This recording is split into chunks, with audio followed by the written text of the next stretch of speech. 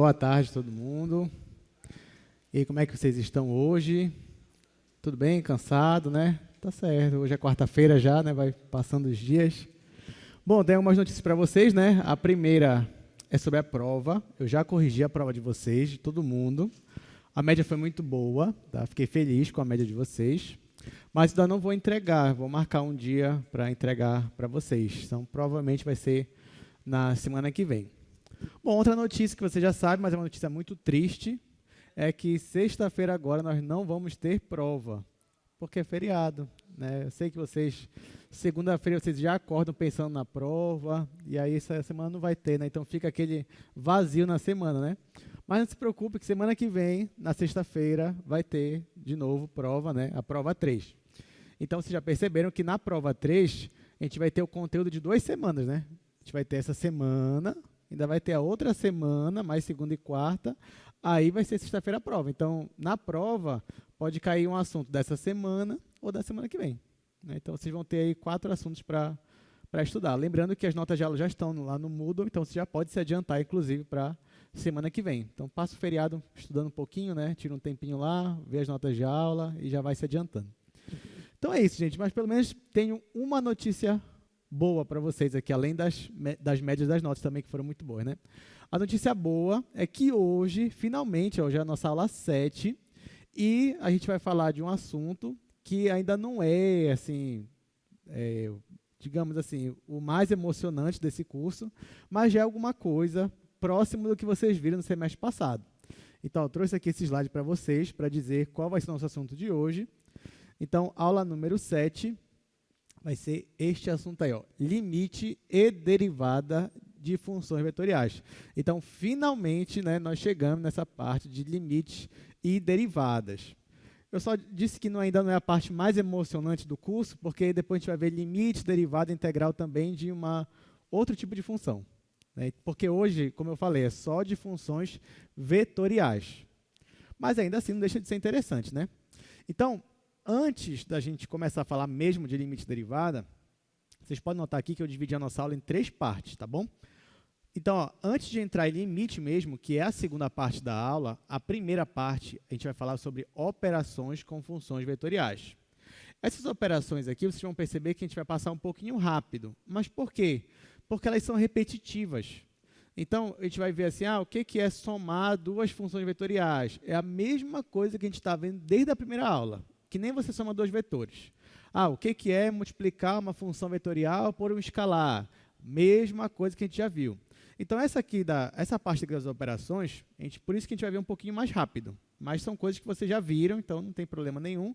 Caso esteja muito rápido, podem avisar que a gente vai pausando e vai vendo com calma. Então, vamos lá. Quais são as operações com funções vetoriais? A primeira é a operação de adição, que vocês já sabem. Se você tem aqui 2 funções vetoriais, aqui estou chamando de alfa e beta. Então, alfa tem as suas funções coordenadas, né? x1, x2, x3 até xn. A mesma coisa o beta, então tem aqui y1, y2 até chegar a yn. Então, quem seria a minha função alfa mais beta? Seria simplesmente você pegar a primeira coordenada de alfa e somar com a primeira de beta. Está aqui, ó, x1 mais y1. Na segunda coordenada, a mesma coisa, e aí até chegar na última coordenada, onde você vai ter xn mais yn. Só que lembrando que agora, cada coordenada são funções, então você está somando aqui funções. Um exemplo, digamos que a sua função alfa seja t, seno t e 3. E a sua função beta é 2t, e elevado a t e menos 2. E eu vou somar alfa mais beta. O que eu tenho que fazer, então? Eu tenho que pegar aqui a primeira função de alfa, que é t, e somar com a primeira de beta, que é 2t. Então, na primeira coordenada vai ficar t mais 2t. Na segunda coordenada, você vai ter seno de t mais e elevado a t. E na última coordenada, você vai ter 3 mais menos 2. Só que mais com menos vai dar menos, né? Então, vai ficar só 3 menos 2 aqui na última coordenada. E agora você faz as operações que dá para fazer. Por exemplo, aqui na primeira, ó, t mais 2t, dá para somar. Vai ficar 3t. Aqui, seno de t mais e elevado a t, não dá para somar. Então, vai ficar seno de t mais e elevado a t. E, por último, 3 menos 2, 1. Então, só somei as funções em cada coordenada. Próxima operação, multiplicação por escalar. Então, se você tem uma função vetorial que tem as suas funções coordenadas e você tem um escalar que eu estou chamando de k, e eu multiplicar k alfa, é só você multiplicar k em cada coordenada. Exemplo, se de novo você tem uma função alfa que é t, seno t e 3. Então, quem vai ser a função 2 alfa? Você vai multiplicar 2 em cada coordenada. Então, vai ficar 2 vezes t, 2t. 2 vezes o seno, 2 seno. 2 vezes 3, 6. Terceira propriedade. Essa começa a ficar um pouquinho diferente, mas ainda assim é o mesmo raciocínio. Olha só. Multiplicação por uma função escalar. Então, digamos que você tem aqui uma função vetorial alfa, com as suas funções coordenadas, e agora você tem uma função escalar. O que é uma função escalar? É uma função real, que vai dos reais nos reais. É aquelas funções do cálculo 1. X quadrado, raiz de t, elevado a t, enfim, são as funções lá do cálculo 1. Então, ó, você consegue multiplicar uma função escalar por uma função vetorial. Como é que você faz? Você pega a função escalar e multiplica por cada função coordenada. Então, você vai pegar f vezes x1, f vezes x2, até chegar em f vezes xn. Exemplo, se você tem essa função aqui, ó, seno t, cosseno t e t. E você tem essa função escalar aqui, ó, t mais 1. Ó, isso aqui não é um vetor, isso aqui é uma função escalar, então é só t mais 1. Então, quem seria f vezes alfa? Seria você pegar o t mais 1 e multiplicar aqui, ó, por cada coordenada. Então, você pega t mais 1 vezes seno. Aí vai ficar aqui, ó, t mais 1 vezes seno. Eu nem mudei nada, porque fica assim mesmo. Depois você pega t mais 1 vezes a segunda coordenada, que é cosseno. Aí vai ficar t mais 1 vezes cosseno. E agora você pega t mais 1 e multiplica por t, que é a terceira aqui, ó. Aí, quando você multiplicar por t, você pode distribuir. Vai ficar t quadrado mais t. Então, a única diferença agora é que você está multiplicando uma função escalar em cada coordenada da sua função vetorial. Agora, quarta propriedade. Bom, essa aqui é novidade, digamos assim. Ó, digamos que você tem aqui uma função alfa e uma função beta. As duas são funções vetoriais. E eu quero fazer o produto interno dessas duas funções vetoriais.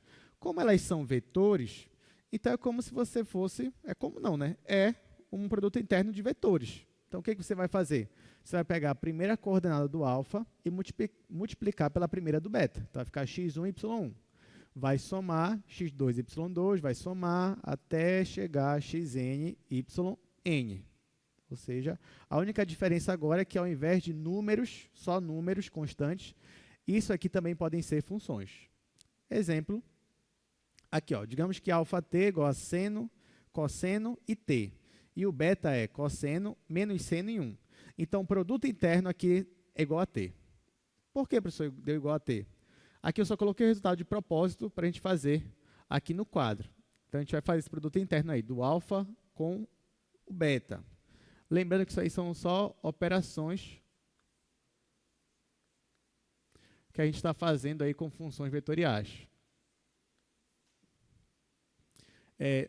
Meu exemplo, esse que está aí no slide para vocês, eu tenho essa função alfa, que ela é seno cosseno t, seno, cosseno e t, e eu tenho uma função beta, também função vetorial, que é cosseno de t menos seno de t, e no final, 1. Então, aqui, ó, a gente tem essas duas funções vetoriais e eu quero fazer o produto interno delas. Eu vou aplicar o mesmo raciocínio que você já sabe. Aí eu venho aqui, ó, isso aqui que eu estou fazendo é alfa, produto interno com beta. Isso aqui vai me dar uma função escalar no final, ó, vocês vão ver. Isso aqui é igual. Eu pego o seno de t e multiplico com o cosseno de t. Vai ficar seno de t, cosseno de t. Mas, agora eu vou pegar a segunda função daqui com a segunda função daqui. Então, vai ficar cosseno vezes menos seno. Então, eu venho aqui cosseno de t vezes menos seno de t. Mas, agora eu pego aqui a última de cada, t vezes 1. T vezes 1. E agora eu faço as multiplicações, mudo o que dá para mudar. Então, eu venho aqui, igual, aqui, vou deixar do jeito que está, seno, cosseno.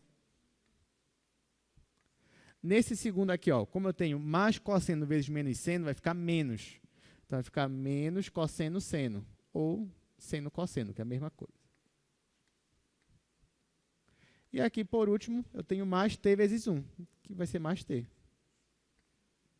Aí, o que, que eu posso fazer aqui? Como eu tenho seno, cosseno, e aqui eu tenho menos seno, cosseno, posso simplesmente cancelar. Então, vou cancelar esse com esse. E, no final, meu produto interno vai me dar esta função escalar aqui, que é t.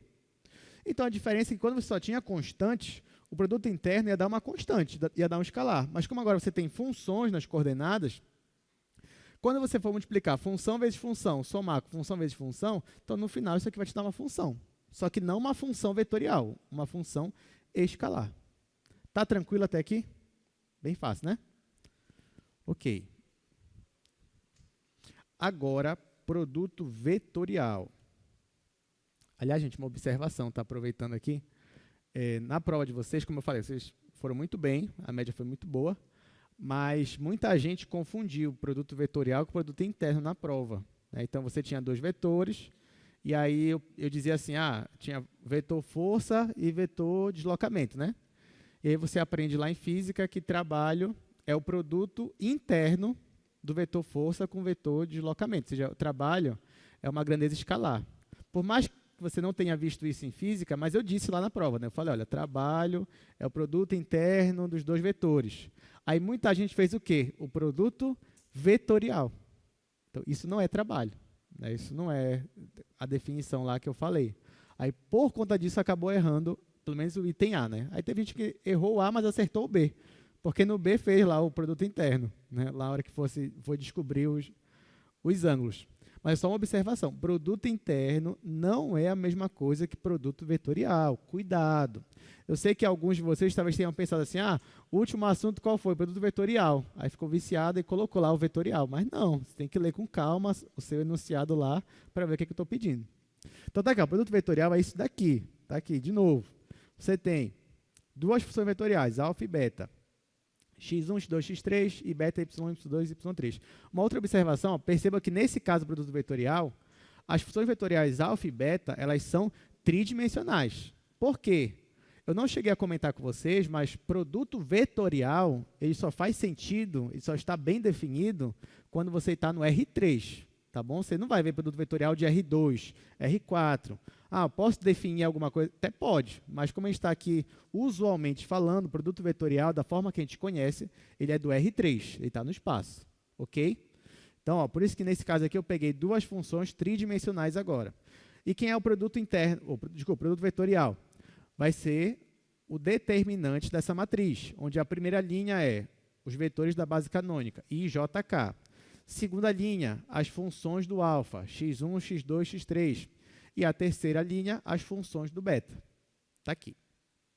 Exemplo, é o mesmo exemplo, as mesmas funções, alfa e beta, só que agora eu vou fazer o produto vetorial delas. Aí vocês vão ver que vai dar diferente, né? Até porque no primeiro deu uma função escalar, agora aqui vai dar um vetor. Aqui já é o resultado final, então a gente vai fazer junto. Como é que vai chegar nesse resultado aí? Bom, nesse caso, eu já vou, como é o mesmo, são as mesmas funções, né? Vou aproveitar que está bem aqui no quadro, e eu só vou fazer aqui agora a matriz. Então, eu tenho os vetores I, tenho o vetor J e tenho o vetor K. Aí, agora eu vou pegar as funções de alfa, que é seno, cosseno e t. Aí, eu coloco aqui seno,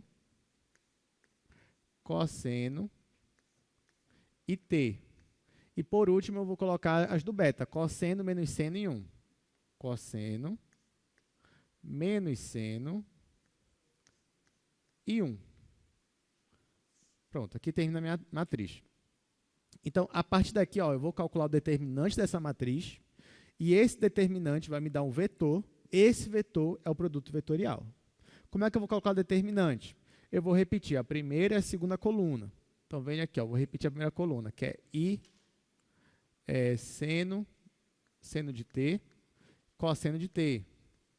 Agora eu vou repetir a segunda coluna, que é J, cosseno t e menos seno t. Isso aqui é só um esquema, né, para eu poder calcular o determinante. Aí eu vou fazer aqui, ó, eu vou multiplicar cruzado de cima para baixo. Eu vou manter o sinal. E de baixo para cima, eu vou trocar o sinal. Então, o que está de amarelo aqui, eu vou manter o sinal. O que está de azul, eu vou trocar o sinal. Então, aqui, ó, em amarelo, eu tenho 1 vezes cosseno, vezes o vetor i. Vai ficar cosseno i. Então, venho aqui e coloco. Isso aqui é igual cosseno de t, isso aqui vetor i. Agora aqui, j vezes t vezes cosseno, que vai ficar t vezes cosseno, t cosseno, vezes j. Então, aqui vai ficar mais t cosseno j. Agora, por último, eu tenho k vezes seno vezes menos seno. Então, menos seno com seno vai dar menos seno ao quadrado. Então, vai ficar menos seno ao quadrado k. Eu vou colocar aqui para baixo. Menos seno ao quadrado. Isso aqui no vetor k. E agora? Continuo, multiplicando de baixo para cima. Então, vem aqui, ó. Só que de baixo para cima eu vou trocar o sinal. Então, cosseno vezes cosseno, cosseno ao quadrado. Vezes k. Então, vai ficar menos cosseno ao quadrado k. Então, aqui, ó. Menos cosseno ao quadrado. E aqui o vetor k. Agora aqui. Menos seno vezes t. T seno. Só que aqui era menos, vai ficar mais, que eu vou trocar o sinal. E aqui o vetor i. Então, vai ficar mais t seno. E aqui o vetor i.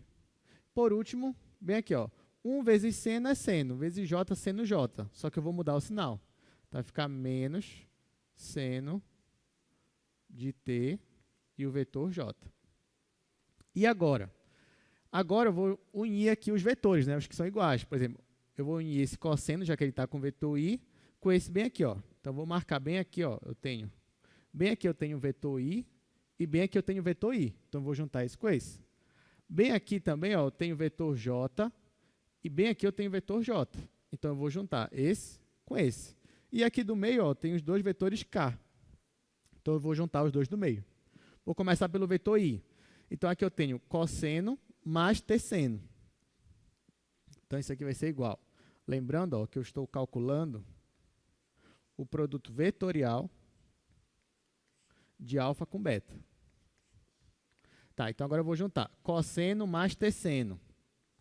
Vai ficar cosseno mais t vezes o seno. Isso aqui, ó, no vetor i. Agora o vetor j, eu vou unir t cosseno menos seno. Então, venho aqui, mais t cosseno de t, menos seno de t. E aqui, j.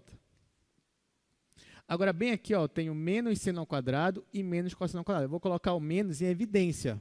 E no final, eu vou colocar o vetor j. Vai ficar menos. Aí aqui eu vou colocar seno ao quadrado mais cosseno ao quadrado. E no final, vetor k. Só que aqui, o que é seno ao quadrado mais cosseno ao quadrado? É 1. Então, aqui vai ficar só menos 1k. E aqui, dá para fazer alguma coisa? Ó, cosseno mais tesseno? Não dá. Aqui também não dá. Então, vou deixar do jeito que está.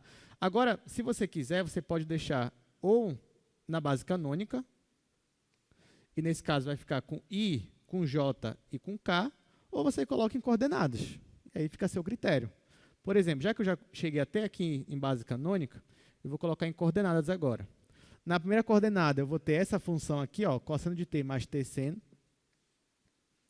Então, eu vou colocar assim, cosseno de t mais tesseno. Na segunda coordenada, eu vou colocar essa função aqui, que está com j, t cosseno menos seno. Então, venho aqui e coloco t cosseno menos seno. E por último, eu vou colocar isso aqui, que eu já sei que é 1, então vai ficar menos 1. Menos 1. E essa é a minha resposta, ou seja, esse é o meu produto vetorial das duas funções vetoriais. Nesse caso, ó, veja, olha como a resposta foi muito diferente do produto interno. Eram as mesmas funções, só que olha aqui o produto interno, olha o que deu. Ó, era a mesma função alfa, a mesma função beta. Eu fiz o produto interno, deu t, só t, função escalar. Aí agora eu peguei as mesmas funções e fiz o produto vetorial. Aí olha o que deu. Deu um vetor, uma função vetorial aqui, ó, cosseno t mais t seno, t cosseno menos seno e menos 1. Ou seja, não tem nada a ver com aquilo lá, produto interno. Por isso que eu digo, cuidado, não vá confundir as definições, porque se você errar, aí o resultado não vai ter a ver com o que você quer depois. Aí isso vai prejudicar você. Então, só fique atento e perceba, né, a diferença entre produto interno e produto vetorial. Qualquer coisa você pode pensar no nome, né, que produto interno é produto escalar. Então, vai te dar um escalar. Produto vetorial vai te dar um vetor. Bom, com isso a gente encerra, né, essa parte aqui de operações envolvendo funções vetoriais. E a gente chega aqui na nossa segunda parte da aula, que é justamente limite de funções vetoriais. Agora sim, agora a gente vai voltar finalmente a ver limite, né, aquilo do cálculo mesmo, o cálculo clássico. Vamos lá.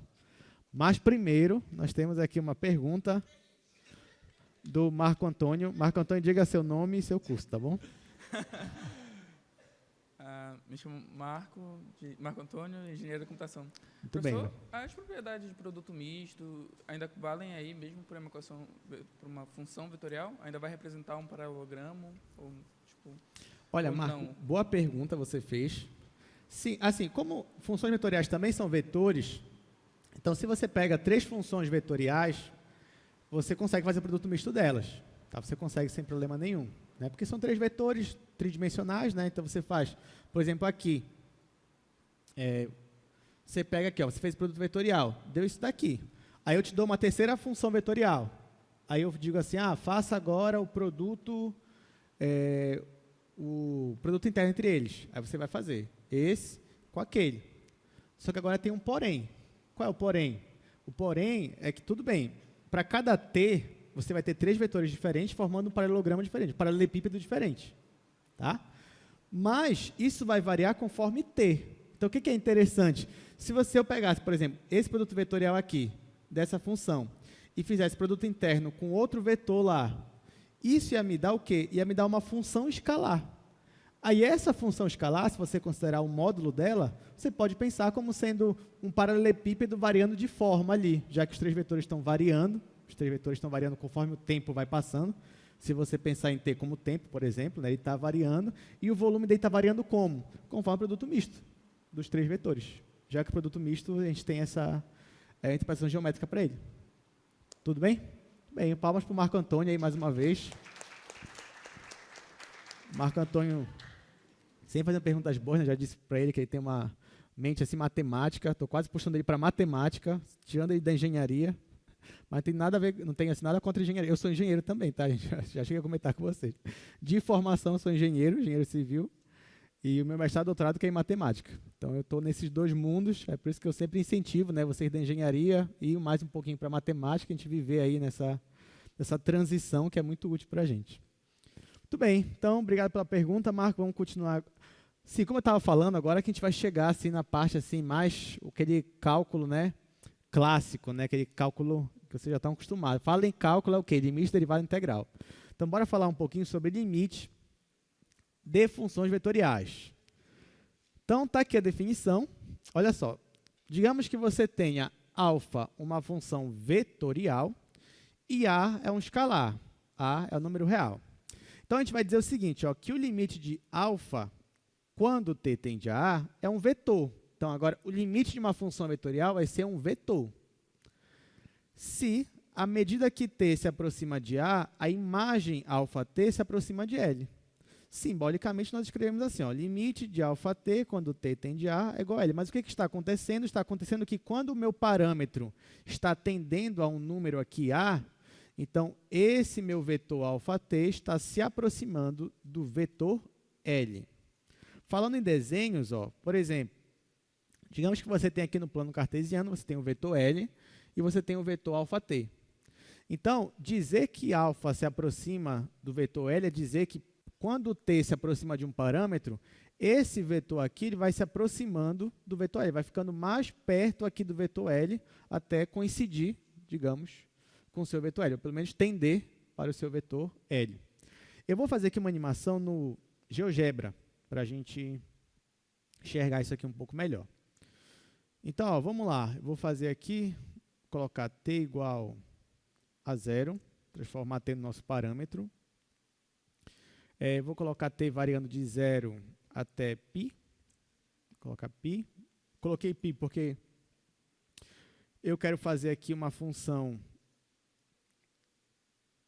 Eu quero fazer aqui uma função trigonométrica. Então, vou colocar t seno t.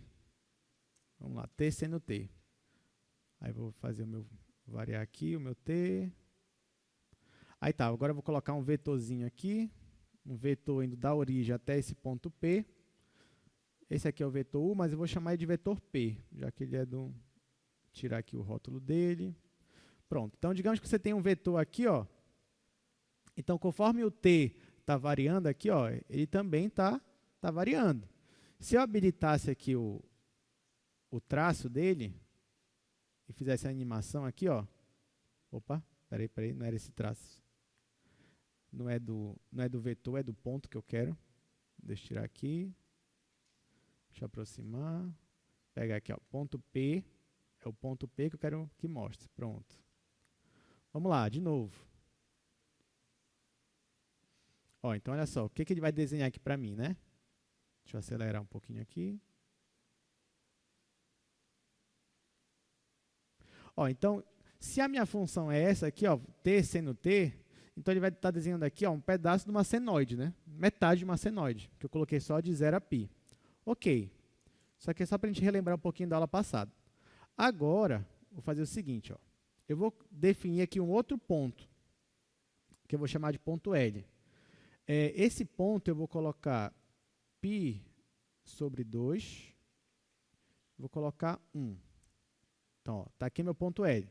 E eu vou definir um vetor agora para L, que eu vou chamar de vetor L. Pronto. Aqui eu vou tirar o Vzinho. Aqui eu vou colocar isso aqui de outra cor, só para fixar um pouco mais. Colocar azul. Um azul mais escuro, pronto. Então, ó, bem aqui, você tem esse vetor L. Agora, olha o que acontece quando o meu parâmetro t, que agora, ó, não sei se dá para enxergar, ele está em 2,5. Está em 2,5. Se eu for diminuindo ele aqui, ó, estou diminuindo ele. Estou diminuindo. Ó, o que está acontecendo com ele? Ele está se aproximando, ó, do meu vetor L. Então, chega um momento que ele acaba coincidindo com o vetor L. Então, o que eu digo? Que quando o t se aproxima aqui de mais ou menos π sobre 2, quando o t se aproxima de π sobre 2, o meu vetor P, ele se aproxima do meu vetor L, ou seja, ele está tendendo para o meu vetor L, que é aquela ideia de limite lá que vocês já conhecem. Então, essa é a mesma ideia aqui, ó. Quando t tende a um número, que nesse caso é π sobre 2, o meu vetor que está aí, vetor preto, ele está se aproximando do meu vetor azul. Tanto, ó, quando t tende pela esquerda, quando ele tende pela direita.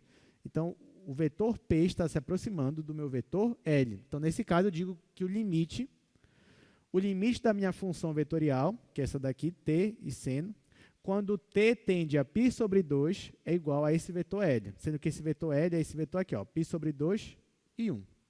Deu para entender? Então, aqui, ó, o vetor se aproximando conforme t vai tendendo a um valor. Uma outra forma de eu dizer isso aqui, gente, é o seguinte, ó. Deixa eu tirar aqui o traço. Pronto. Então, olha só. Isso é uma forma de você enxergar o quão próximo o vetor P está do vetor L.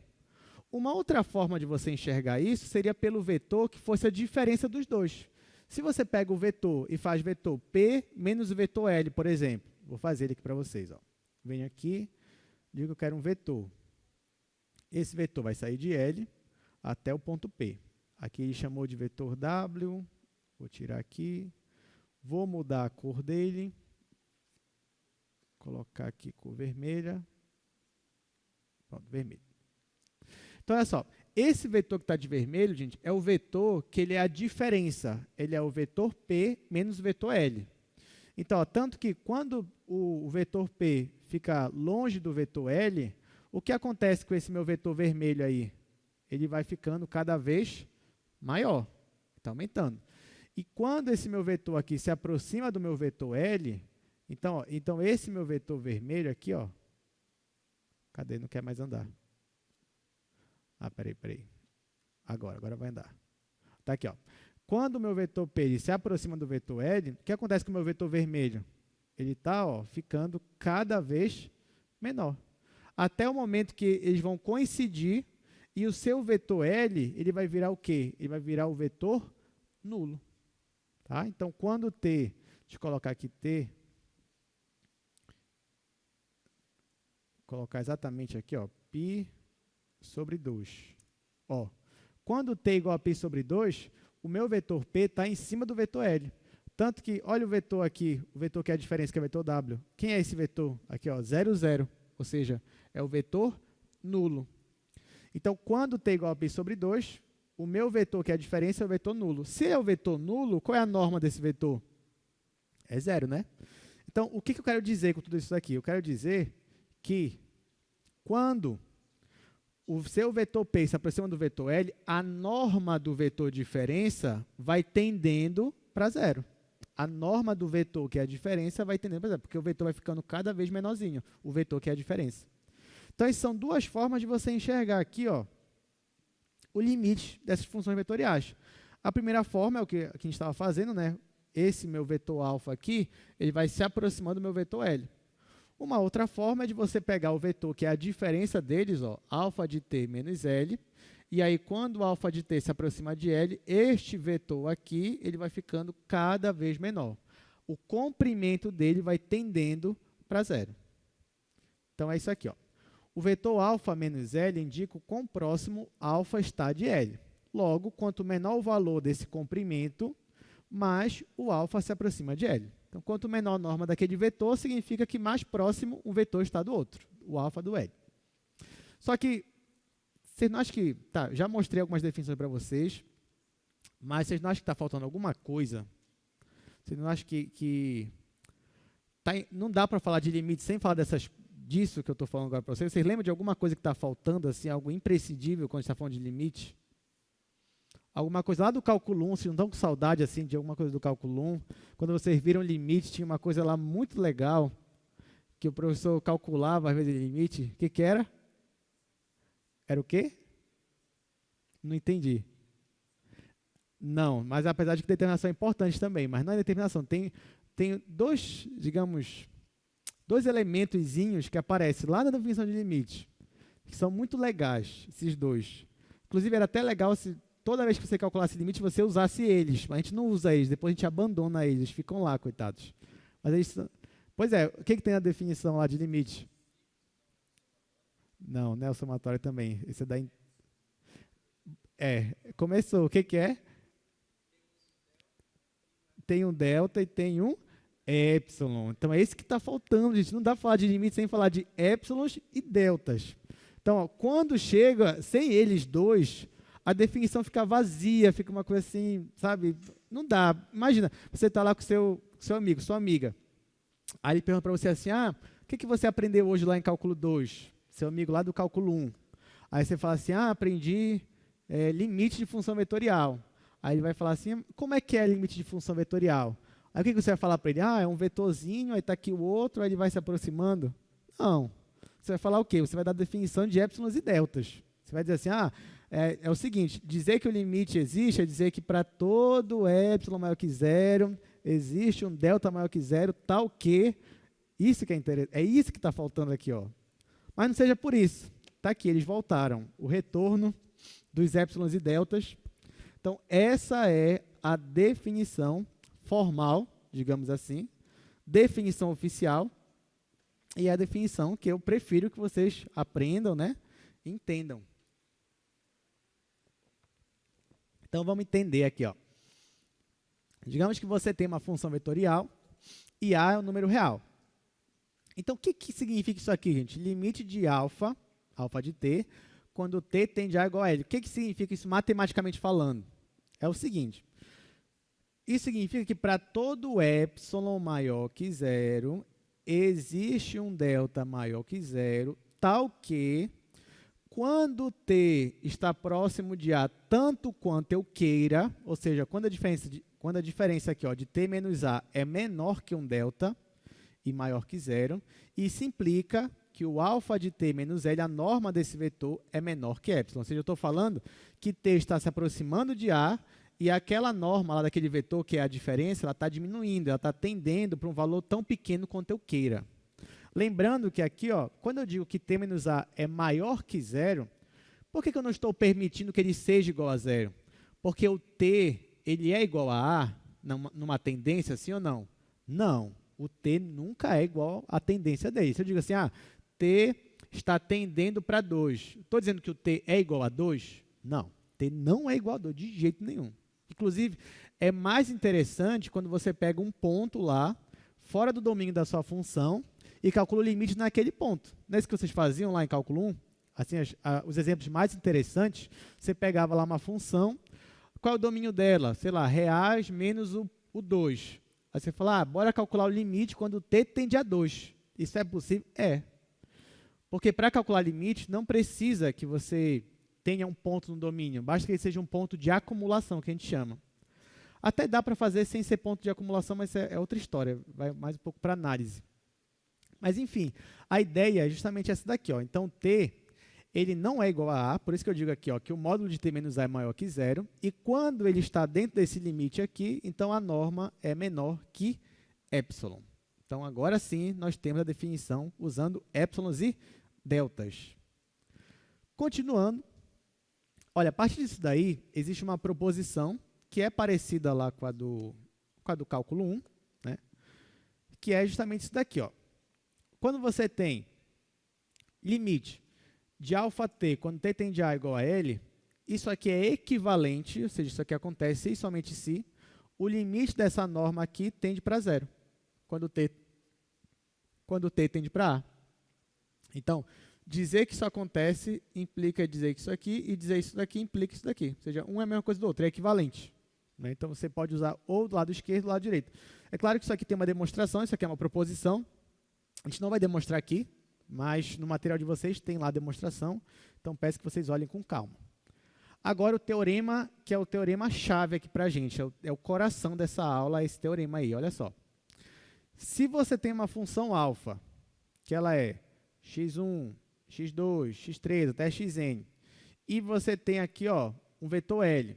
Se ele é um vetor, ele tem coordenadas, né? L1, L2, L3 até Ln. Então, olha só, dizer que o limite de alfa tende a L, é igual a L, isso acontece se e somente se o limite de cada função coordenada for igual à coordenada correspondente no vetor L. Ou seja, você não entende nada, calma.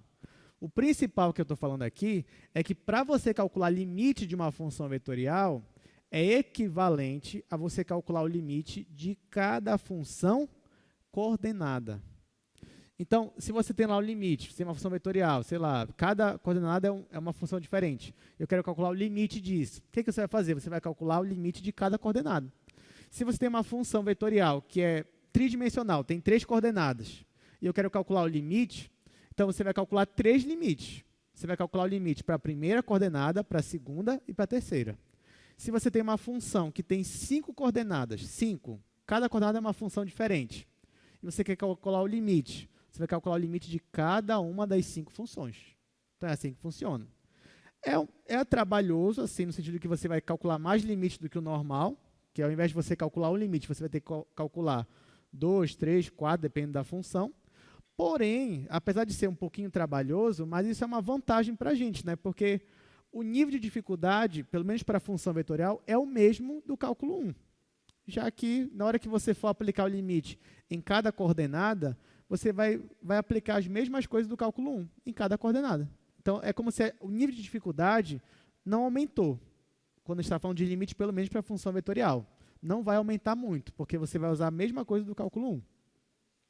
Tá, mas como isso aqui é o coração da aula de hoje, esse teorema, é importante fazer uma demonstração pelo menos dele, né? Pelo menos a ideia da demonstração. Então, vou escrever aqui para a gente o que a gente quer. Então, olha só. Nós temos aqui esse teorema.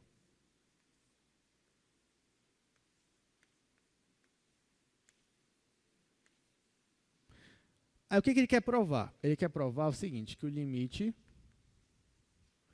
de alfa de t, quando t tende a A, é igual a L. Isso aqui é equivalente a você calcular o limite de cada coordenada. Você pegar lá cada coordenada x, y, fazer o limite para t tendendo a A, e isso daqui tem que ser igual à coordenada lá do seu vetor L, que é que eu estou chamando de LI. Isso para ir de 1, 2, 3, até N. Então, vamos lá, gente. Eu quero fazer a demonstração desse teorema aqui, tá? Só que esse teorema, ó, ele é si somente si. Ele tem a ida e tem a volta. O que significa que você vai ter que dividir a demonstração em duas partes. Você vai ter que demonstrar a ida e depois a volta. Ou vice-versa. Começa com a volta, depois com a ida. Tanto faz. Então, o que é demonstrar a ida? É demonstrar isso aqui, ó. Vou apagar essa seta. É dizer que se você tem isso aqui como hipótese, então daqui você consegue chegar aqui. Isso é a ida. O que é a volta? A volta é o inverso, né? Eu apago aqui agora, ó. O que é a volta? Se você começa por aqui, por essa hipótese, e você prova que você consegue chegar aqui. Isso é a volta. Quando você prova a ida e a volta, então você tem aqui o si somente si. Aí então você mostra que são equivalentes. Provar uma coisa é a mesma coisa que provar a outra coisa. Usar uma coisa é a mesma coisa que usar a outra coisa. Bom, para fazer a demonstração, de manhã eu não consegui, o quadro ficou pequeno para mim, então eu vou usar outro quadro. Então aqui eu vou usar outra estratégia. Eu vou colocar aqui algumas informações que eu vou usar e a gente vai demonstrar, pode ser aqui nesse quadro do meio, tá bom? Então olha só, para eu fazer essa demonstração, primeiro eu preciso que vocês se lembrem de alguns resultados e de algumas coisas que eu vou falar agora também. Então olha só, primeira coisa, quero que vocês lembrem o seguinte, o que é isso daqui, gente? Olha só, o que é norma, que eu vou usar isso daqui na demonstração, ó.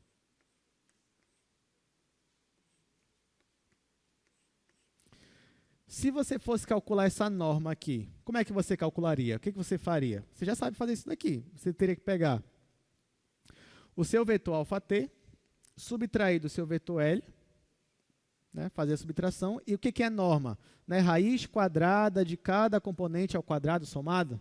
Não é isso que é norma? Então, isso daqui, ó, você poderia dizer que isso aqui. Ó, isso aqui é igual a raiz quadrada de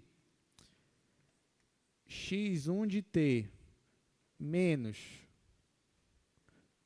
L1 ao quadrado, mais, aí aqui eu vou colocar reticências logo, até chegar na última coordenada, que é xn de t menos Ln. Isso aqui é o quadrado. E aqui a raiz disso daqui. Tá? Então, ó, norma dessa diferença é você calcular essa raiz quadrada aqui. É o que a gente já fazia antes, né? Você pegava cada coordenada desse alfa, subtraía de coordenada do L e depois fazia o quadrado da primeira, mais o quadrado da segunda, mais até chegar na última e tirava a raiz quadrada. Então, isso é norma. Nenhuma novidade, certo? Tá, eu estou fazendo isso porque eu vou usar esse resultado. Outra coisa, isso aqui é um resultado. Outro resultado que eu vou usar, aqui ainda não comecei a demonstração, só estou dizendo o que eu vou usar. Tá? Outro resultado. Digamos que você tem isso aqui. Ó.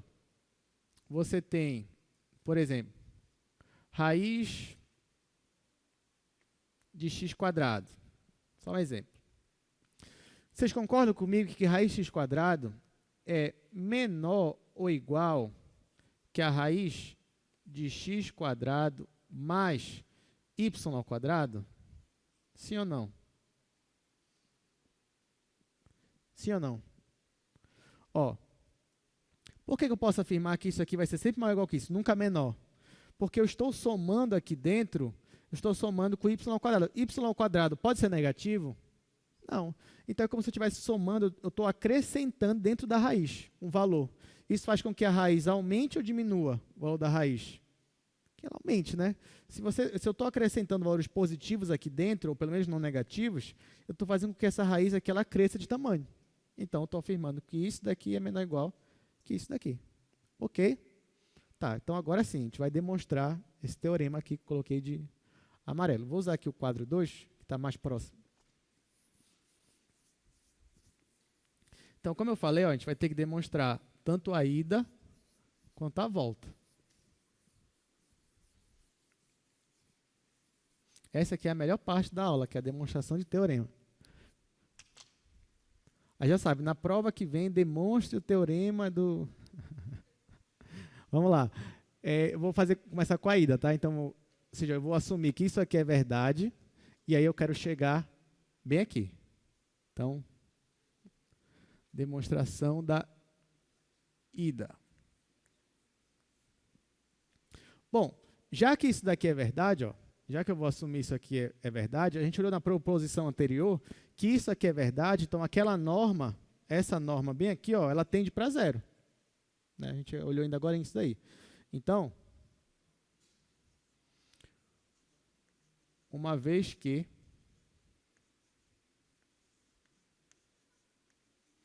ó, a gente já sabe que isso aqui é verdade. A norma de αt menos o vetor L, a norma desse vetor aqui, ela está tendendo para zero. Ó. Aí eu coloco uma setinha, estou afirmando que isso aqui está tendendo para zero. Isso que eu assumi como hipótese. Então, segue que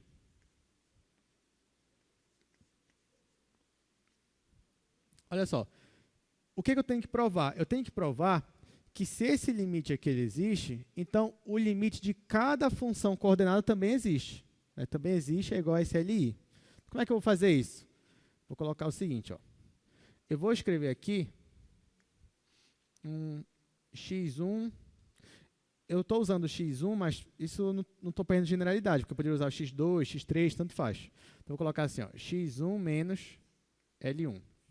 Vocês concordam comigo que x1 menos L1 é a mesma coisa que raiz quadrada de x1 menos L1 ao quadrado? Vocês concordam comigo que isso aqui é a mesma coisa que isso? Ou pelo menos o módulo disso, né? Deixa eu colocar o módulo aqui que está faltando.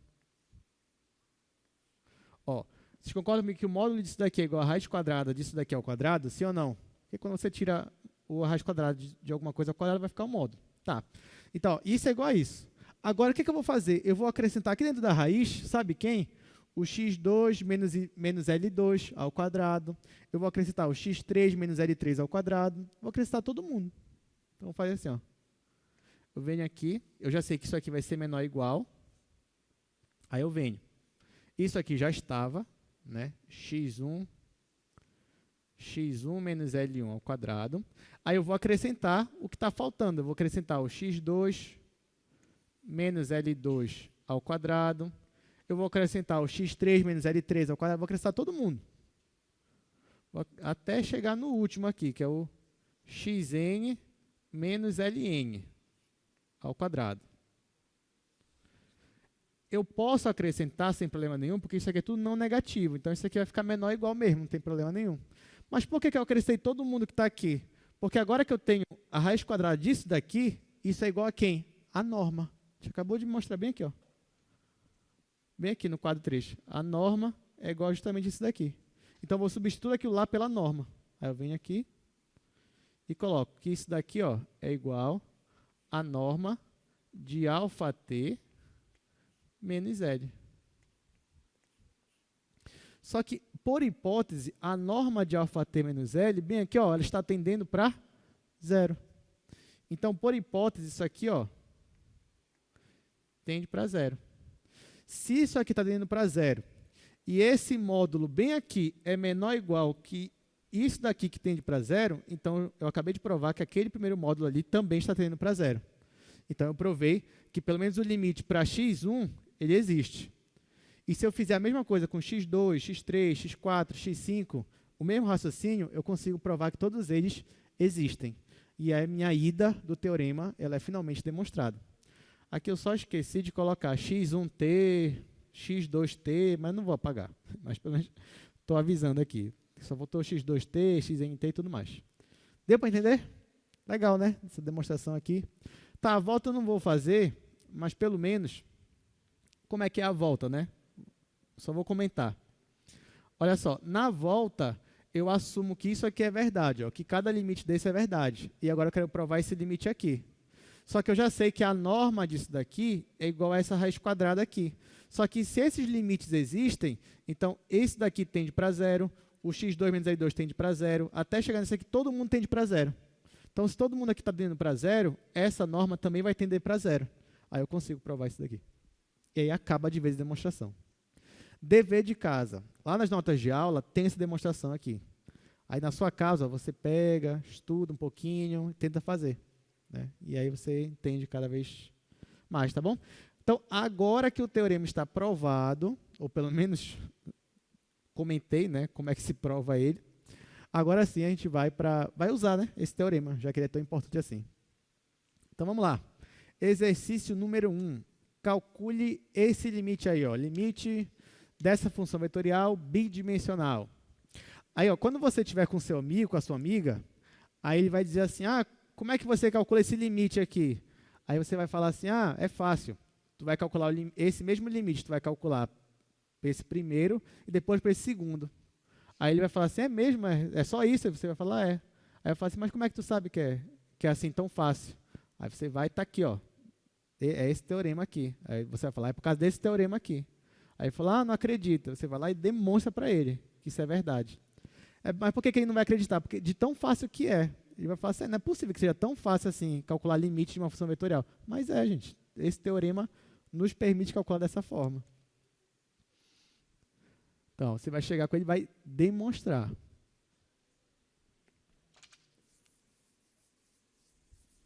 Então, vamos lá. Vamos fazer agora esse limite. Vou usar o teorema. Todo mundo já sabe que o teorema ele é válido, ele é verdade. Então, posso usar o teorema aqui à vontade agora, né? Exercício número 1. Vou colocar ele aqui embaixo. Quero calcular esse limite aqui. Limite quando t está tendendo a 3 é t menos 3 dividido por t quadrado menos 8 e aqui módulo de t menos 1 dividido por t menos 1.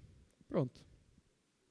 Então, vamos lá. Eu quero calcular este limite aqui. Quero ver se ele existe. O que é que eu faço? Bom, pelo que o teorema me disse agora, calcular o limite dessa função vetorial é calcular esse mesmo limite em cada função aqui dentro. Se eu tenho duas funções coordenadas, então vou calcular dois limites aqui. E vamos ver. Então, isso daqui é a mesma coisa, usando o teorema, né? Isso aqui, ó. Estou usando aqui fortemente o resultado do meu teorema lá.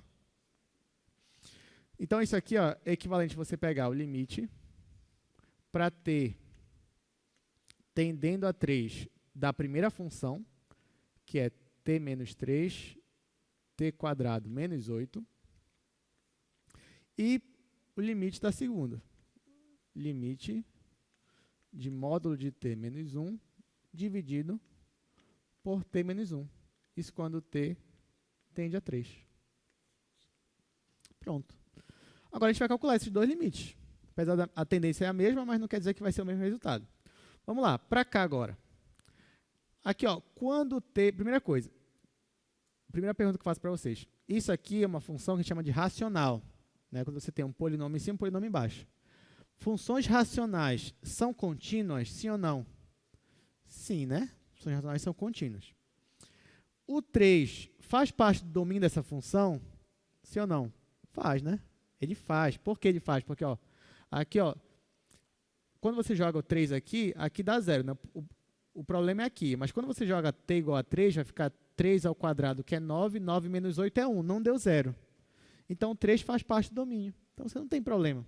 Já que o 3 faz parte do domínio e essa função é contínua, então basta você calcular. Joga no lugar do t, você vai jogar o 3. Aqui é a mesma coisa. Ó.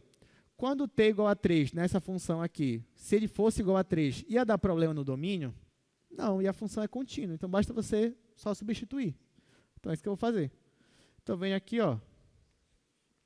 No primeiro caso, eu faço 3 menos 3. 3 menos 3 dividido por 3 ao quadrado, menos 8. E aqui na segunda também vou só substituir. Vai ficar módulo de 3 menos 1 dividido por 3 menos 1. 3 menos 3 é quanto? É 0. Aqui não vai dar 0, só no numerador. Então, não tem problema, aqui vai ser 0. Então, na primeira coordenada vai ser 0. E na segunda, módulo de 3 é quanto? É 3, né? 3 menos 2. Oh, já dei a resposta. 3 menos 1. 2, né? 3 menos 1 aqui embaixo. 2 também. Então, vai ficar 2 sobre 2. E aí, no final, o seu vetor é 0 e 1. Então, quando t tende a 3, o vetor, que é essa função vetorial aqui, está tendendo para esse vetor aqui, o vetor 0, 1. Que é o vetor j também aqui, né? Se você quiser chamar, já que é 0 em x e 1 em y. Então, quando t tende a 3, essa função vetorial está tendendo para esse vetor bem aqui. Como é que a gente descobriu? A gente calculou o limite em cada coordenada. E aí resolvemos o problema. Exercício 2. Calcule agora esse limite. Ó. Agora são 3 coordenadas. Se são 3 coordenadas, você vai ter que calcular 3 limites. Então, por isso que eu digo, é só um pouco trabalhoso, né? É um trabalho a mais aí que a gente está tendo, mas pelo menos em nível de dificuldade não mudou. Então, ó, olha aí direitinho para essa função, essas 3 funções. E vamos ver.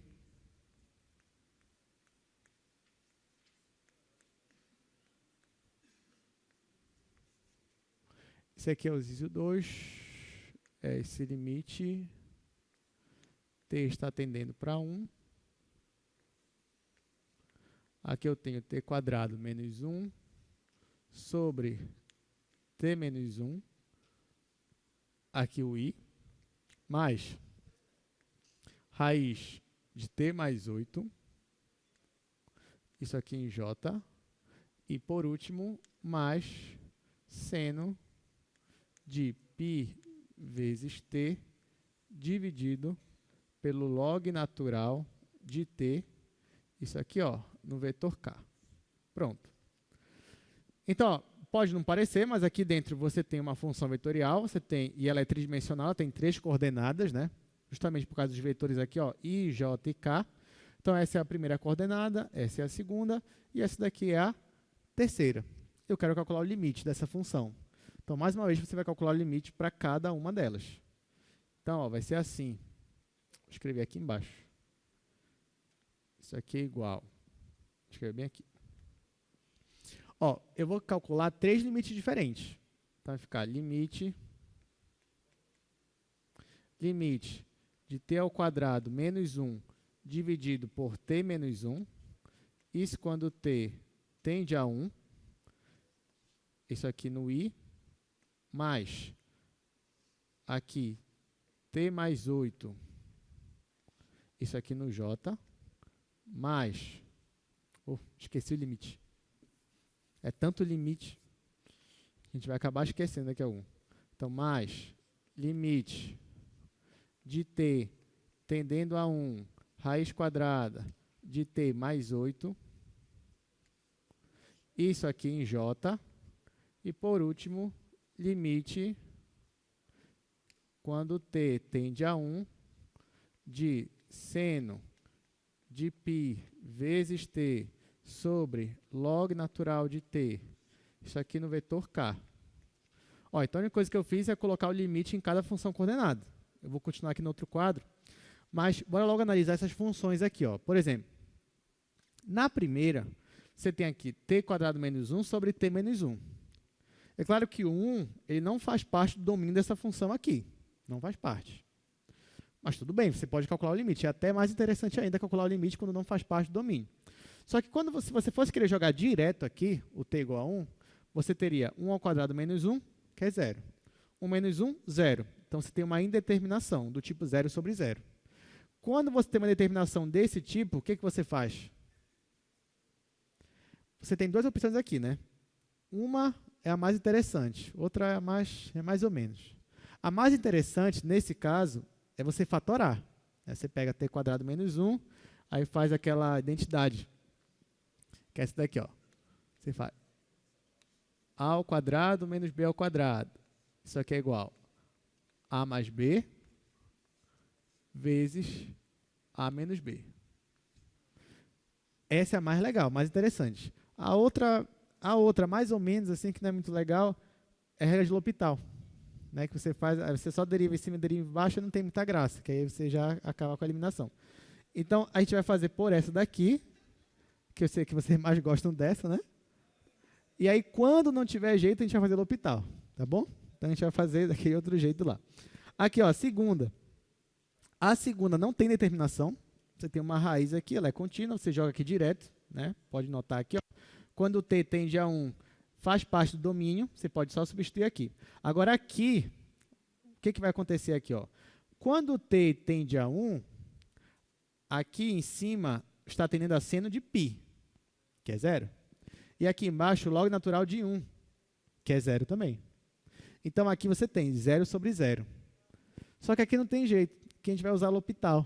Né? Por quê? Porque senão a gente não vai ter, não tem uma fatoração. L'Hopital, inclusive, gente, justamente, ele aparece no cálculo 1 para quando você tem determinações do tipo 0 sobre 0, ou infinito sobre infinito, mas é assim, em cima é uma função potência, embaixo é uma função exponencial, que aí não dá para você fatorar para cortar um com o outro. Aí que ele aparece.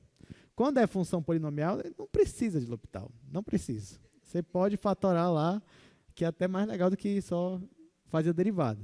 Então, vamos lá. Então, no primeiro eu vou fatorar, no segundo eu vou só jogar o resultado, e no terceiro que eu vou usar L'Hopital. Vou continuar aqui no terceiro.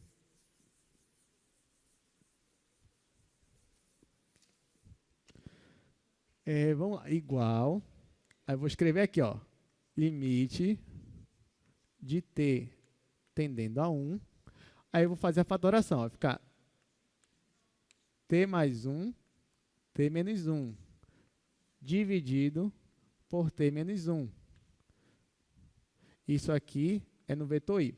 No vetor j, como eu já falei, como é uma função contínua, eu só vou substituir. No lugar do t, eu vou colocar 1, então vai ficar 1 mais 8.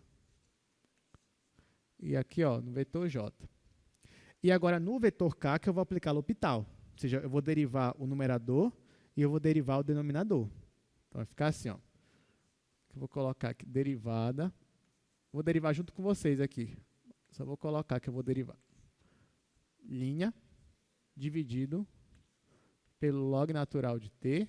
E aqui, linha. E aqui, isso aqui no vetor k. Muito bem, vamos lá. No primeiro, pelo menos o que é interessante é que aqui na função vetorial você está resolvendo 3 limites ao mesmo tempo. Né? Você vai olhando para os 3, se fosse 4, 5.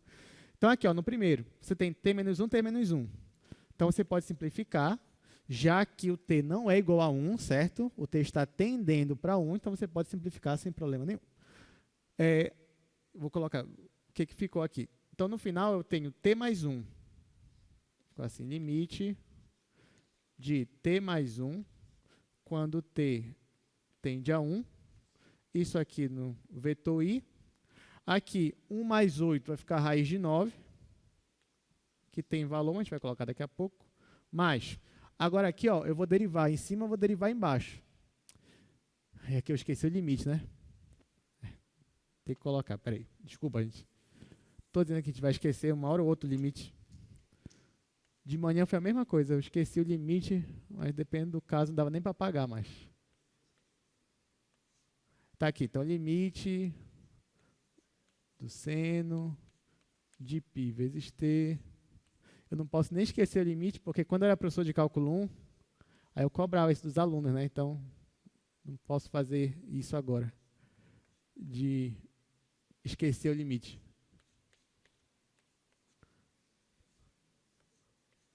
Pronto. Tá, agora sim, eu vou derivar aqui em cima e embaixo, ó. Então, vai ficar limite de t tendendo a 1. Vamos lá. Derivado disso daqui. Derivado do seno, cosseno. Então, você vai ficar cosseno de π vezes t, só que aqui é uma função composta, né? Então, vezes a derivada de π vezes t, que é quanto? A derivada que está aqui dentro. Regra da cadeia. Quanto é a derivada de π vezes t? Só o π, né? Então, aqui, ó, π. Dividido. Quanto é a derivada aqui de log natural de t? Quanto? 1 sobre t. Então, aqui vai ficar 1 sobre t. E aqui o vetor k. Agora a gente não vai ter problema nenhum na hora que você for jogar direto. Por quê? Aqui eu só tenho t mais 1. Né? Então, quando o t tende a 1, isso vai ficar 1 mais 1, que é 2. Então, aqui vai ficar 2i. Raiz de 9 vai ficar 3. Então, mais 3j. E aqui, gente, quando o t tende a 1, aqui vai ficar cosseno de π. Quanto é cosseno de π? Quanto é cosseno de π? Menos 1. Então, vai ficar menos 1 vezes π, que é menos π. Vai ficar menos π. E aqui embaixo, quando o t tende a 1, vai ficar 1 sobre 1, que é 1. Então, não muda nada, então vai ficar só menos π. E não posso esquecer aqui o k. Então, essa é a minha resposta. Então, quando t tende a 1, aquele nosso vetor está tendendo a esse vetor bem aqui. Mais uma vez, você pode escrever tanto assim, ijk, como também em coordenadas. 2, 3, menos π. Então, essa é a nossa resposta. Então, quando t tende a 1, aquele vetor está tendendo a esse vetor aqui. 2, 3 e menos π.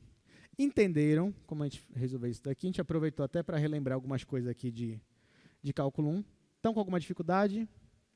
Por isso que eu disse que hoje é limite, hoje é derivada, mas ainda não é aquele limite, derivada, que vocês tanto esperam, né? Mas vai chegar. Continuando aqui nosso assunto, então, vamos ver algumas propriedades. Olha só. Primeira propriedade, limite da soma. Então, o limite da soma é a soma dos limites. Está aqui, ó, limite de alfa mais beta é igual a limite de alfa mais limite de beta. Segunda propriedade, limite do múltiplo escalar. Então, o limite de k vezes alfa é igual a k vezes o limite de alfa. Então, você pode tirar a constante ali de dentro do limite. Terceira propriedade, limite do produto interno. Acho que essa é a única novidade daqui, né? Que essa daqui vocês já viram. Apesar de que isso daqui também é o seguinte, ó. Limite de alfa, produto interno com beta, é igual ao limite de alfa, produto interno, limite de beta. Ou seja, nesse caso, você tem duas formas de fazer. Ou você primeiro faz o produto escalar e depois calcula o limite da função escalar que vai dar, ou você calcula o limite separadamente dos dois e depois faz o produto interno. É uma opção. Quarto, limite do produto vetorial. Aqui é a mesma coisa. Limite de alfa vetorial beta é igual a limite de alfa vetorial limite de beta. Que é a mesma coisa. Ou você faz logo aqui o vetorial, aí vai te dar um vetor, aí você calcula o limite, ou você calcula logo o limite de alfa, calcula o limite de beta e depois faz o vetorial. Então, dependendo da situação, talvez seja mais fácil fazer assim ou assim. Em outras situações já faz assim. Aí você vê o que é melhor para você. Agora, vamos falar um pouquinho sobre continuidade. Então, olha só. Claro que não dá para falar de limite também sem falar também de continuidade, já que é outra definição central aqui para a gente. Então, ó, a gente diz que alfa é contínua em um ponto no domínio se o limite de alfa t, quando t tende a A, é igual a alfa de A. Gente, só lembrando, sei que você já viu isso com o professor Emerson, né? Mas quando a gente está falando de continuidade, só faz sentido você perguntar se uma função é contínua se o ponto faz parte do domínio. Tá? Só faz sentido se o ponto faz parte do domínio. Se o ponto não faz parte do domínio, não tem sentido você perguntar assim, ela é contínua nesse ponto, mas nem faz parte do domínio. Então, quando a gente está falando de continuidade, agora sim, a gente está falando só de pontos do domínio. Não esqueçam isso. Tenho certeza que o professor Emerson falou com vocês lá, e aqui é a mesma coisa. Tá? Então, só de domínio agora. Então, voltando para cá. Por quê, gente? Porque pela definição, limite de alfa t quando t tende a A é igual a alfa de A. Mas isso aqui só vai fazer sentido se o A estiver no domínio. Porque se o A não estiver no domínio, isso aqui não está nem definido. Né? Por isso que eu digo, só em pontos do domínio. Aí, obviamente, né, assim como lá em limite, nós temos essa proposição aqui. Quando é que uma função é contínua? Uma função vetorial vai ser contínua se, somente se, todas as funções componentes são contínuas. Então, você quer olhar se uma função vetorial é contínua, você vai olhar para cada função componente. Se todas elas forem contínuas, a função vetorial também vai ser. Exemplo, olha essa função alfa de t aqui, ó. Ela tem 4 dimensões, ela tem 4 funções, ó. Cosseno t, e elevado a t, 1 sobre t, raiz de t. Aí eu quero saber se essa função é contínua, ou seja, eu quero saber se ela é contínua em todo o seu domínio. Será que ela é? Para isso, eu vou ter que olhar cada função aqui. Mas, primeira coisa, eu pergunto para vocês, revisão da aula passada. Qual é o domínio dessa função aí? Olha um pouquinho e pense um pouquinho aí. Qual é o domínio dessa função aí, alfa de t?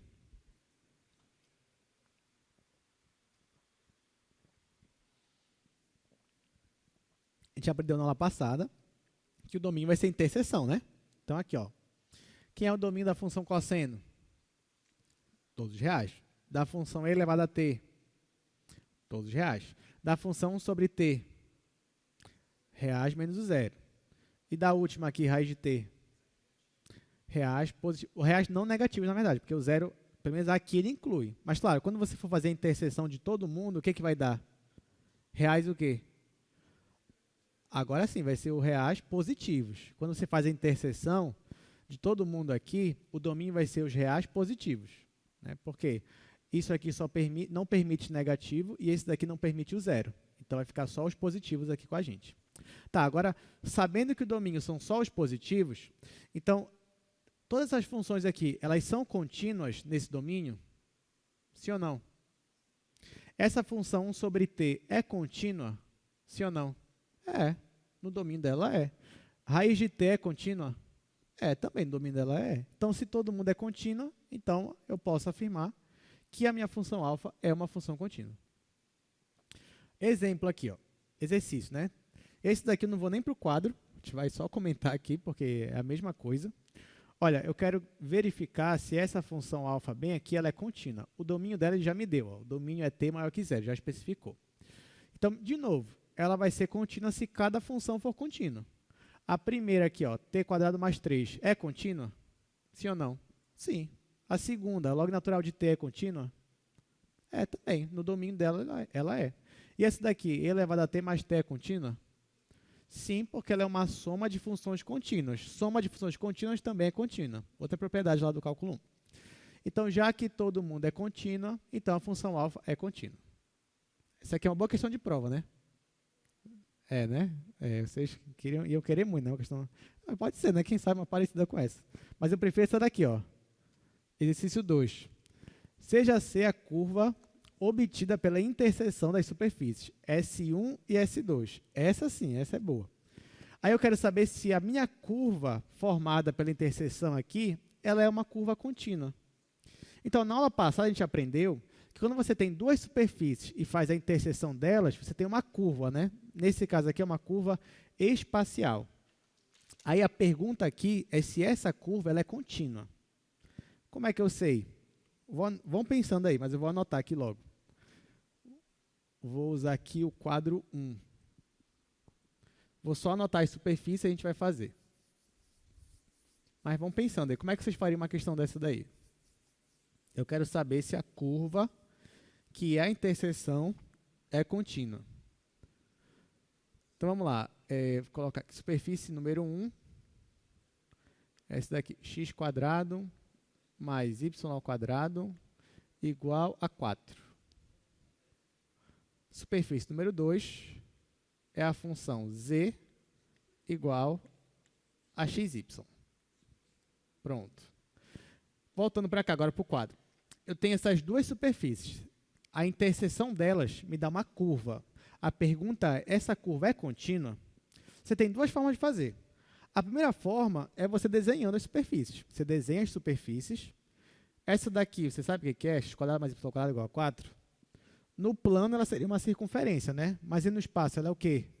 Ela é um cilindro. Então, essa aqui é um cilindro. E essa daqui? Essa a gente ainda não tem condições de dizer o que é, mas a gente vai aprender depois o que é. Mas isso daqui também é uma superfície. Então, você teria que, de alguma forma, desenhar as duas superfícies, olhar para a interseção delas e tentar ver se a curva que elas formam não apresenta nenhuma descontinuidade. O que é uma descontinuidade? É quando uma curva tem um salto, tem uma quebra. Não é que nem lá no cálculo 1, como você está acostumado. Então, você ia ter que olhar para aquilo lá visualmente e aí tentar perceber se existe alguma descontinuidade. Se não existir, a função é contínua, a curva é contínua. Tá, mas esse jeito está difícil, né? Porque como é que eu vou desenhar se eu nem sei o que é isso daqui? Tá, então a gente vai para o plano B. O plano B é, eu vou pegar e vou parametrizar essa curva. O que é parametrizar? É, a partir dessas minhas superfícies aqui, eu achar uma função vetorial que satisfaz as duas superfícies ao mesmo tempo. Essa função vetorial, ela vai estar em função de t. Por isso que eu digo parametrizar. Eu transformar isso aqui a partir de um parâmetro t. Esse que eu vou fazer. Ou seja, é o inverso do que a gente fez na aula passada. Porque na aula passada, eu te dava uma função vetorial e a gente chegava nas superfícies, lembra? A gente chegava na superfície 1, superfície 2, depois fazia a interseção. Agora não, já te dou as superfícies e eu quero que você ache para mim a função vetorial. O que eu vou fazer? Ora, o meu objetivo aqui é escrever x, y e z a partir do mesmo parâmetro, que é o parâmetro t, e aí eu decido quais são as funções que eu vou usar, desde que essas funções satisfaçam essas superfícies aqui. Por exemplo, como eu estou olhando aqui, ó, o x² mais y² é igual a 4, aí então eu lembro da aula passada, aí eu falo assim, isso aqui aparecia muito quando o meu x era igual a cosseno. Então, eu já vou colocar aqui, ó, x é igual a cosseno. E o meu y era igual a seno. Então, a minha primeira tentativa é escrever isso daqui, ó. Será que se eu colocar x igual a cosseno, y igual a seno, eu consigo satisfazer a primeira superfície? Vamos ignorar essa por enquanto, né? Basta uma por enquanto, depois a gente olha para outra. Estou olhando para cá. Será que se eu fizesse x igual a cosseno, y igual a seno e jogasse bem aqui, ia dar igual a 4? O que vocês acham? Não, né? Porque se você fizer cosseno ao quadrado mais seno ao quadrado, vai dar quanto? Vai dar 1, não vai dar 4. Tá, mas então a minha primeira tentativa falhou, mas ela me ajudou. Tudo bem, não deu 4, mas tem como eu mudar um pouquinho aqui para que dê 4? O que vocês acham? O que eu coloco aqui? Posso colocar quem? Eu posso colocar uma constante aqui na frente, né? Qual é essa constante? Qual vocês acham que é? Qual é? 4? É 2? É 3? É o quê? A constante que eu colocar aqui, ao quadrado tem que ser igual a 4. Então, é 2. Então, vem aqui, ó. E eu vou escrever agora x, y assim. O x vai ser 2 cosseno. O y vai ser 2 seno. Isso aqui é uma tentativa. Não sei se vai dar certo ainda, mas vamos lá. Se isso aqui está acontecendo, olha só. Então, quando eu faço x² mais y ao quadrado, isso aqui vai ser igual. O x é 2 cosseno, então vai ficar 2 cosseno ao quadrado. Mais o y é 2 seno, então vai ficar 2 seno ao quadrado. Opa, seno quadrado. Aí eu vou fazer o quadrado aqui, né? Então, vou distribuir. Vai ficar 2 ao quadrado. Isso vai ficar 4 cosseno ao quadrado. Mais, aqui é a mesma coisa. Vai ficar 4 seno ao quadrado. Aí eu coloco o 4 em evidência. Já que ele está aqui, ó, ele aparece aqui e aparece aqui. Quando eu colocar ele em evidência e somar esse mais esse, vai dar 1. Então, no final, isso aqui vai dar 4. Então, quando faço x igual a 2 cosseno, y igual a 2 seno, e faço isso daqui, deu igual a 4. Ou seja, esses dois aqui, de fato, satisfazem a primeira superfície. Agora, eu quero que ele satisfaça a segunda. O que eu faço? Vocês têm alguma ideia? Ó, só que eu já disse quem é o x, já disse quem é o y. Então, quem vai ser o z? Vai ser o x, que é 2 cosseno, vezes y, que é 2 seno. Então, vem aqui, ó. O meu z vai ser x vezes y, só que o x é isso e o y é isso. Então, isso vezes isso. 2 vezes 2, 4. Cosseno vezes seno, vai ficar cosseno, seno. Ó, então, consegui parametrizar. Note que ó, x e y eu já sei que satisfaz essa primeira superfície. E a segunda?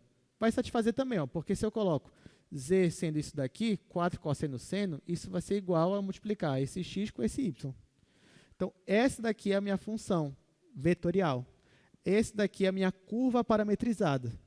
Aí você pode ver, ó, como ficou a minha função alfa dessa curva aí. Na primeira coordenada vai ser 2 cosseno. 2 cosseno. Na segunda, 2 seno. E na última, 4 cosseno, seno. Pronto. E agora, gente? Agora que eu transformei a minha curva numa função vetorial, ficou muito mais fácil de eu ver se ela é contínua. Por quê? Basta eu olhar as coordenadas. A primeira coordenada é 2 cosseno. Isso aqui é uma função contínua, sim ou não? Sim. A segunda é uma função contínua? Sim. E a terceira? Sim. Então, posso afirmar que alfa é uma função contínua? Sim. Então, a curva é contínua. Então, aqui, ó, posso afirmar que ela é contínua. Então, respondo lá a minha pergunta. Ficou muito mais fácil, mas primeiro eu tive que fazer essa parametrização da minha curva para eu conseguir realmente verificar se é contínua ou não.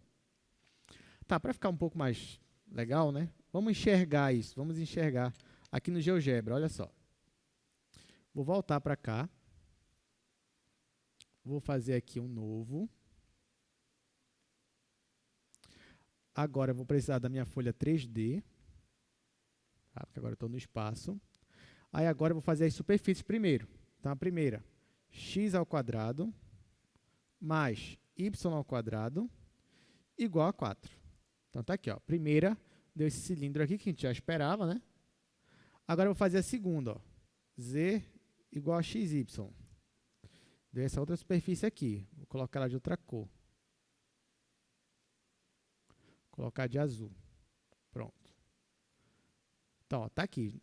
Agora, a interseção dela, ó, é justamente onde essa superfície ela corta o cilindro. Então, para ficar mais fácil de enxergar, eu vou colocar a nossa função vetorial que a gente colocou aí, que é 2 cosseno, 2 seno e 4 cosseno, seno. Então, pronto, olha só. Então, essa curva aqui, ó, essa curva espacial é a interseção das duas superfícies. Então, na hora que essa superfície azul corta o cilindro, ela corta dessa forma aqui que vocês estão vendo. Interessante, né? Então, ó, essa curva aqui, se você for reparar, ela é toda contínua. Ela não tem uma descontinuidade, ela não tem uma quebra, ela não tem um salto. Esse pontilhado aqui é só para dizer que está lá atrás, né? Tem alguma coisa na frente dela, mas ó, é tudo contínuo. Então, visualmente falando também, você percebe que essa curva aí, ela é uma curva contínua. Bom, vamos chegar na nossa última parte da aula agora. Já está acabando, né? Então, vamos lá. Derivada de funções vetoriais. O que é a derivada de uma função vetorial, gente? Nós temos essa definição aí, ó. Derivada de alfa em um ponto t0 do domínio é esse vetor aqui, que eu vou chamar de alfa'. Tá? Então, a alfa' é derivada da minha função vetorial. Só que a derivada vai ser o limite, que nem no cálculo 1 também. Ó. Então, essa derivada aqui é esse limite. Ó, limite de alfa t0 mais h menos alfa t0 sobre h quando h tende a zero. Só que lá você aprendeu que derivada tem dois limites, né? Tem esse e tem outro que é equivalente, quando você faz mudança de variável. Você coloca t0 mais h igual a t. Aí fica isso daqui, ó. Então, fica esse limite aqui. Então, tanto faz, ó, tanto este limite como este limite, os dois, eles definem uma derivada de uma função vetorial. Então, derivada de uma função vetorial é um desses limites. Agora, a pergunta é, tá, professor, beleza, eu já sei o que é aí uma derivada, é esse limite aí, mas na função vetorial, eu vou ter que calcular em forma de limite? Olha, seria bom, né? Seria legal, se toda vez que você fosse calcular a derivada, você fizesse esse limite aí. Mas também não vai ser assim. Na prática, vocês vão fazer de outro jeito. Então, eu vou colocar aqui para a gente discutir um pouco sobre isso. Aí eu vou provar como é que você deriva uma função. Olha só, para eu falar de derivada aqui, eu vou considerar uma função bidimensional. Mas isso aqui é só para simplificar a nossa demonstração, tá? Eu não estou perdendo generalidade com isso. Se fosse tridimensional ou mais, ia ser no mesmo. Então, olha só. Considere uma função alfa. Essa função alfa, como eu falei, eu vou considerar ela bidimensional, só para economizar espaço aqui. Então, alfa t ela vai ter duas coordenadas, que eu vou chamar de xt e yt. Ora, se αt é igual a xt e yt, então agora eu vou começar a fazer aqui algumas operações. Por exemplo, quem seria, então, já que αt é isso daqui, ó, então quem seria αt menos αt0? Ora, o αt é xt, yt. Aí eu vou subtrair desse outro vetor. Só que esse vetor é esse vetor aqui, só que aplicado em t0. Então vai ficar xt0 e yt0. Pronto. Gente, isso aqui é um vetor, esse aqui é outro vetor. Eu quero diminuir os vetores. O que é que eu faço? Vou diminuir em cada coordenada. Não é isso? Aí você vem aqui, ó. Isso aqui é igual a xt menos xt0 e aqui yt menos yt0. Tá, e agora o que eu vou fazer? Lembrando que isso daqui, ó, é αt menos αt0. Isso aqui é um vetor, que é esse vetor bem aqui. Eu vou dividir esse vetor por um escalar. Posso fazer isso? Posso, porque é escalar mesmo. Então, eu vou pegar, ó, já que eu tenho isso daqui, eu vou pegar e vou dividir esse vetor aqui, ó, por um escalar. Qual escalar eu vou usar? Vou usar esse daqui, ó, t menos t0. Dividir esse vetor por esse escalar significa que eu vou ter que dividir em cada coordenada. Então, venho aqui. Vou só apagar aqui, depois eu coloco de novo. Então, ó, já que eu dividi por esse escalar, então eu vou ter que dividir na primeira coordenada pelo mesmo escalar, t menos t0, e vou ter que dividir na segunda coordenada também, pelo mesmo escalar, t menos t0. Agora, para encerrar a demonstração, eu vou passar o limite dos dois lados. Eu vou passar o limite quando t tende a t0. Aí vocês vão ver o que vai acontecer. Vocês vão ver a mágica aí acontecendo e o resultado que a gente vai usar. Essa é a nossa última demonstração de hoje. Então, vamos lá. Quando eu fizer o limite, ó, limite de αt menos alfa de t0 sobre t menos t0, quando t tende a t0. Ora, fazer o limite disso daqui, ó, lembrando que isso daqui é esse vetor bem aqui, ó. Então, se eu passo o limite aqui, significa que eu vou ter que passar o limite em cada uma dessas coordenadas. Foi o que a gente aprendeu hoje. Calcular o limite disso é calcular o limite em cada coordenada. Então, isso aqui é igual ao limite quando t tende a t0 da função xt menos xt0 sobre t menos t0.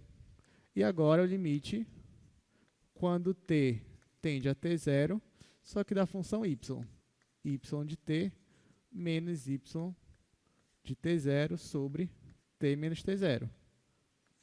Tá, e agora, o que eu quero com tudo isso? Esse lado esquerdo aqui, eu acabei de mostrar para vocês que isso aqui é a definição de derivada. Então, isso daqui tudo é alfa linha de t0, ou seja, a derivada da minha função vetorial no ponto t0. Então, isso aqui vai ser igual. Gente, o que é esse limite de x menos x t0 sobre t menos t0? Isso aqui não é a derivada de x em t0? Então, isso aqui é a derivada de x em t0. E isso daqui não é a derivada de y em t0? Então, está aqui, ó, derivada de y em t0. Ou seja, moral da história. Se eu quero calcular a derivada de uma função vetorial, o que eu faço? Eu derivo em cada coordenada. De novo, ficou fácil. De novo, ficou a mesma coisa, né? Então, na verdade, você vai derivar aqui, ó, você vai derivar uma função, duas funções, se forem três, mais uma vez, e assim por diante. Então, essa proposição aqui a gente não vai demonstrar, né? Mas ela também acaba sendo intuitiva, a gente esperava por ela também, ó. Se não, essa aqui foi a que a gente demonstrou agora, né? Mas tem uma outra aí. Então, ó, se alfa é derivável, significa que derivar alfa é derivar cada função. Não, essa daqui foi o que a gente acabou de demonstrar, aqui no nosso quadro. Então, quando é que uma função vai ser derivável? Se ela for derivável também em cada função coordenada em um determinado ponto. Propriedades. Derivada da soma. Derivada da soma é a soma das derivadas. Derivada do múltiplo escalar. Derivada do múltiplo escalar. É quando você tem k vezes uma função vetorial. Você pode tirar o escalar da função, fica k vezes a derivada da função vetorial. Derivada do produto por função escalar. Isso aqui é a regra do produto. Ó. Você vai fazer a derivada de f vezes alfa mais f vezes derivada de alfa. Lembrando que isso aqui é uma função escalar. Derivada do produto interno. A mesma ideia. Você vai fazer a derivada de alfa, produto interno com beta, mais alfa, produto interno com a derivada de beta. Derivada do produto vetorial. A mesma ideia. Você vai fazer alfa' vetorial com beta mais alfa vetorial beta'. E, por último, regra da cadeia. Ó. Aqui tem função composta, que até o Marco perguntou na aula passada, mas aqui, por que faz sentido essa função composta? Porque essa f é uma função escalar. Tá? Função escalar, eu consigo fazer a composta dela com uma função vetorial. E como seria aqui a derivada disso daqui, dessa função composta? Regra da cadeia, ficaria alfa' de ft vezes f' de t. Então, também parecido com o que vocês já sabiam. Para encerrar nossa aula, temos só dois exercícios. Esses dois aí, ó, exercício 1 e exercício 2. Então, vamos fazer, você já pode fazer aí também no seu caderno. Então, olha só, na primeira eu tenho uma função tridimensional. Eu quero calcular a derivada dela. Sendo que a função é isso daqui, ó. A função alfa é a função 2t ao cubo menos t quadrado mais 3. Aqui é L' de t. E aqui é a tangente de t. Então, pronto, está aqui. Ó. Nós temos a função, eu quero a derivada dela. Então, você já sabe, derivar a função alfa é derivar em cada coordenado. Então, eu venho aqui. Aí, ó, eu vou ter que derivar 2t ao cubo mais t quadrado mais 3. Vou ter que derivar. Eu vou derivar log natural de t. E eu vou derivar a tangente. Então, vamos lá. Derivada de 2t ao cubo, o que é? Derivada de 2t ao cubo? 6t quadrado, 3 décimos, muito bem. Então, vai ficar 6t quadrado, mais derivada de t quadrado, 2t. Derivada de 3, 0, né? Derivada da constante é 0. Derivada de log natural de t, 1 sobre t. Derivada da tangente, secante ao quadrado. Como é que vocês sabem? Vocês decoraram ou vocês lembram como é que chega? Vocês lembram, né? Muito bem. Então, na verdade, tangente, né? Só relembrando. O que é eu quero derivar a tangente, ó. Só vocês relembrarem. Só que a tangente, ela é o quê? Ela é seno sobre cosseno. E aí você aplica a regra do quociente, né? Vai ficar derivado do primeiro, derivado do seno, cosseno, vezes o segundo, sem derivar. Então, aqui vai ficar cosseno ao quadrado. Vai ficar cosseno ao quadrado. Depois, menos o primeiro sem derivar, vezes o segundo, vezes o derivado do segundo, só que a derivada do cosseno é menos seno, então aqui vai ficar mais seno ao quadrado, dividido pelo denominador aqui, ó, pelo cosseno ao quadrado. Só que esse numerador aqui dá quanto? Dá 1, né? Cosseno ao quadrado mais seno ao quadrado é 1. Então, vai ficar 1 sobre cosseno ao quadrado, que é a secante, por definição, secante ao quadrado de t. Tá? Então, vocês lembraram disso, né? Por isso que vocês me responderam aqui, que é a secante ao quadrado. Então, resposta certa. Última, para encerrar de vez, exercício 2.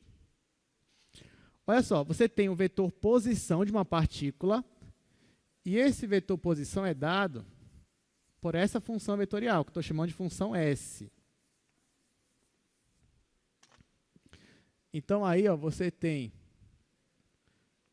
Esse aqui é o exercício 2. Então, você tem a nossa função S, que é a nossa função posição. Ela é 1t quadrado. Aí ele pede para a gente calcular a velocidade. Então, bora aqui para o quadro. Essa daqui ela é fácil, só que você tem que lembrar dos conceitos físicos. Se você tem o vetor posição, como é que você calcula o vetor velocidade? A velocidade é a derivada da posição em relação ao tempo. Então, você vem aqui, ó. Então, seu vetor velocidade, ele é a derivada do vetor posição em relação ao tempo. Então, ó, se eu quero achar a velocidade aqui, basta fazer o quê? Eu venho e vou derivar cada componente, né? Então, aqui, ó, eu vou derivar a primeira, que é uma constante, vou derivar a segunda, que é t, e vou derivar a terceira componente, que é t quadrado. Derivada de 1, 0, constante. Derivada de t, 1. Derivada de t quadrado, 2t. Então, olha que interessante. Em relação a x, é como se a sua partícula estivesse parada. Claro que ela não está, mas em relação a x, ela está ali constante, está parada, em relação a x. Mas em relação a y, ela está mudando de posição, só que de forma constante. E em relação a z, que é quando ela está mudando mesmo aí conforme o tempo está passando, né? A constância dela, a velocidade dela está aumentando aqui no eixo z. Se eu estivesse pedindo nessa questão a aceleração, você teria que derivar de novo, isso mesmo, porque ó, a aceleração é a derivada da velocidade em relação ao tempo. Então, nesse nosso caso aqui, ó, se eu quisesse o meu vetor aceleração, eu derivaria de novo. Aqui, derivada de 0 é 0, derivada de 1 é 0, e a derivada de 2t é 2. Então, ó, já a aceleração ela é nula, tanto em x quanto em y. E em z ela é constante. Né? E, ó, nesse caso, ela é o vetor 2k. Então, o vetor aceleração está sempre apontando para cima. Né? 2 unidades. Então, pronto. Então, na prova de vocês também pode cair algo assim. Né? Eu te dou a vetor posição, quero a velocidade, quero a aceleração. Você já sabe que é só, no caso, derivar uma função vetorial, que é só derivar em cada componente. Deu para entender? Tranquilo. Então, muito obrigado pela presença. Só quero colocar aqui para vocês o que a gente vai ter na próxima aula. Ó. Vetor tangente, vetor normal, integral de funções vetoriais e comprimento de arco. Então, faltou integral, né? Isso vai ficar para a próxima aula. Então, agora sim, obrigado pela presença. Até semana que vem. Bom feriado, bons estudos no feriado. E a gente se vê aí de novo na segunda-feira. Até mais. Obrigado, gente.